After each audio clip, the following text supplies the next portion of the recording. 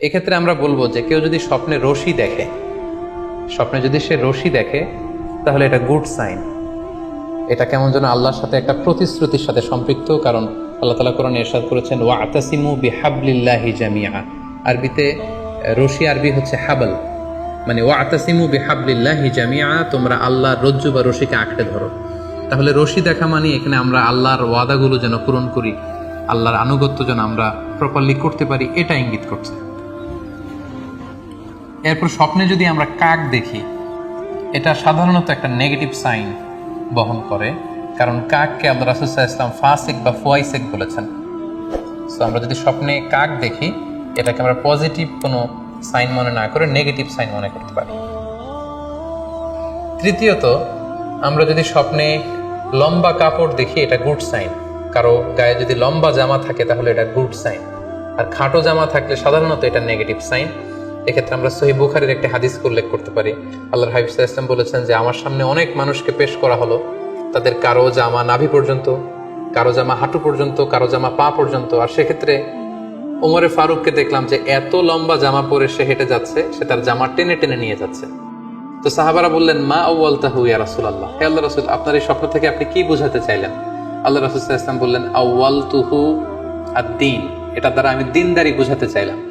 অর্থাৎ যার জামা লম্বা তার মানে তার তাকওয়া বেশি বা তার দ্বীনদারি বেশি। আর স্বপ্নে যদি কারো জামা খুব ছোট খাটো বা জামাহীন অবস্থায় কাউকে দেখা হয়, এটা সাধারণত তার দ্বীনদারি কমে যাচ্ছে বা তার তাকওয়া is decreasing day after day, এটার একটা সাইন বহন করে।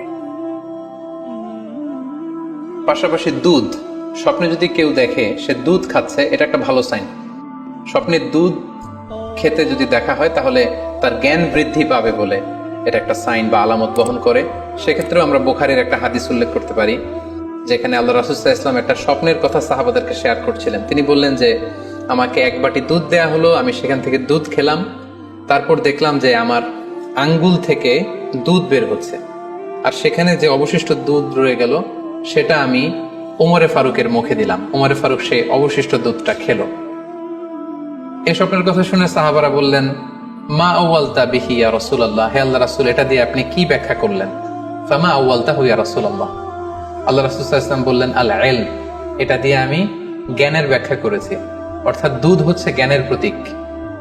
দুনিয়াতেও তো আমরা দেখি যে দুধ হচ্ছে সুষম একটা খাবার, খাদ্যের পুষ্টিগুণের 6টি গুণাগুণ দুধের মধ্যে পাওয়া যায়।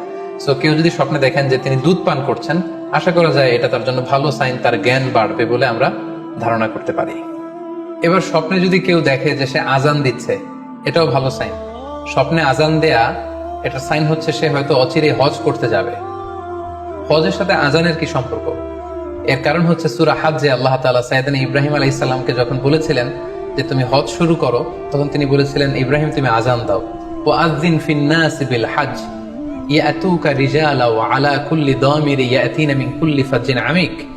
অর্থাৎ হে ইব্রাহিম তুমি আজান দাও। ইব্রাহিম আলাইহিস সালাম বললেন কোথায় আজান দিব? চারদিকে তো মরুভূমি। আল্লাহ তাআলা বললেন ইব্রাহিম তুমি আজান দাও, এই আজানের আওয়াজ বা শব্দ পৃথিবীর সবার কানে আমি পৌঁছে দেব।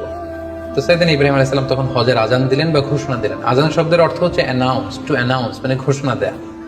সো আপনি যদি স্বপ্নে দেখেন যে আপনি আজান দিচ্ছেন বা কেউ আজান দিচ্ছে, তাহলে সে অচিরে হজ করবে বা হজ রিলেটেড কোনো একটা ব্যাখ্যা হতে পারে। এভাবে আজানকে হজের সাথে সম্পৃক্ত করা হয়েছে এবং এটা ভালো একটি স্বপ্ন। এবার স্বপ্নে যদি কেউ গর্ত দেখে যে সে গর্ত খুঁড়ছে বা তার জন্য কেউ গর্ত খুঁড়ছে, এটা ষড়যন্ত্রের সাথে সম্পৃক্ত।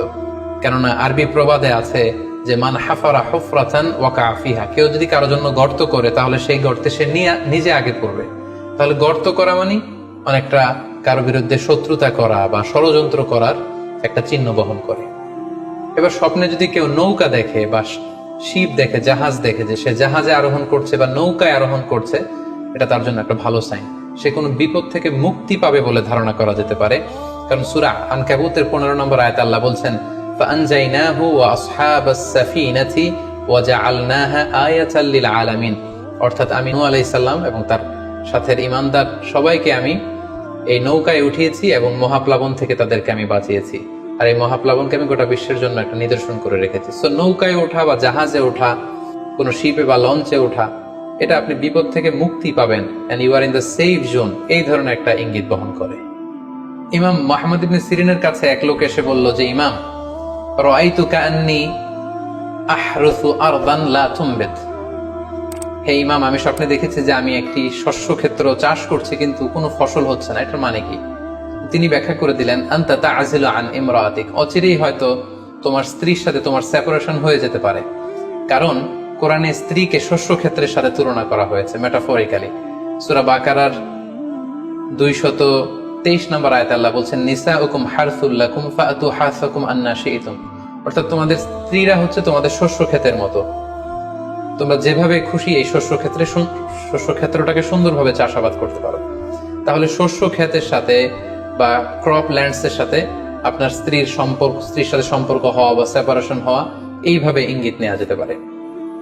সবশেষে একটি ঘটনা উল্লেখ করার মধ্য দিয়ে আমরা এই সিম্বলিক বা আইকনিক ব্যাপারটা শেষ করতে চাই। সেটি হচ্ছে, ব্যক্তির ভিন্নতার কারণে কিন্তু স্বপ্নের ব্যাখ্যাও ভিন্নতা হতে পারে। ব্যক্তি ভিন্নতার কারণে স্বপ্নের ব্যাখ্যাও ভিন্ন হবে। একই স্বপ্ন দুইজন লোক দেখলো, দুইজনের স্বপ্নের ব্যাখ্যা কিন্তু দুরকম হতে পারে। সেক্ষেত্রে আমরা মুহাম্মদ ইবনে সিরিনের একটা ঘটনা উল্লেখ করতে পারি। মুহাম্মদ ইবনে সিরিনের কাছে এক লোক এসে বলল যে আমি স্বপ্নে দেখেছি আমি আজান দিচ্ছি, এটার ব্যাখ্যা কি? উনি বললেন, তুমি হজ করতে যাবে। তার কিছুদিন পরে আরেক লোক এসে একই স্বপ্ন দেখলো, তিনি বললেন যে আমি স্বপ্নে দেখেছি যে আমি আজান দিচ্ছি। তো তিনি বললেন, চুরিতে তোমার হাত কাটা যাবে। তো ওনার ছাত্ররা দুইজন লোকের কাছে দুই ধরনের উত্তর দেওয়ার কারণে অবাক হয়ে জিজ্ঞেস করলেন যে, হে ইমাম, একই স্বপ্ন দুইজন দেখলো কিন্তু আপনি এক একজনকে এক এক উত্তর কেন দিলেন? তো তিনি বললেন যে এই দুজনকে আমি চিনি এবং তাদের ব্যক্তিগত জীবন সম্পর্কে আমি জানি।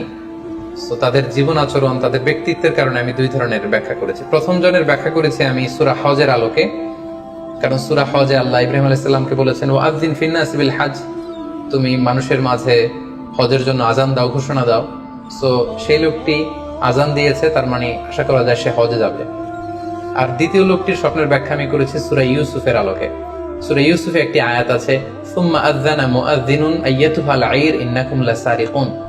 অর্থাৎ মিশরের কিং এর একটি পানপাত্র চুরি হয়ে গিয়েছিল। ইউসুফ আলাইহিস সালাম ইচ্ছা করে সেটা তার ভাই ইয়ামিনের খাদ্যের প্যাকেটের ভেতরে ঢুকিয়ে দিয়েছিলেন। আর তখন সেখানকার স্টাফরা বা সৈনিকেরা আজান দিয়েছিল, মানে ঘোষণা দিয়ে বলেছিল, হে ক্যারাভান, হে কাফেলার লোকেরা, তোমরা চুরি করেছো।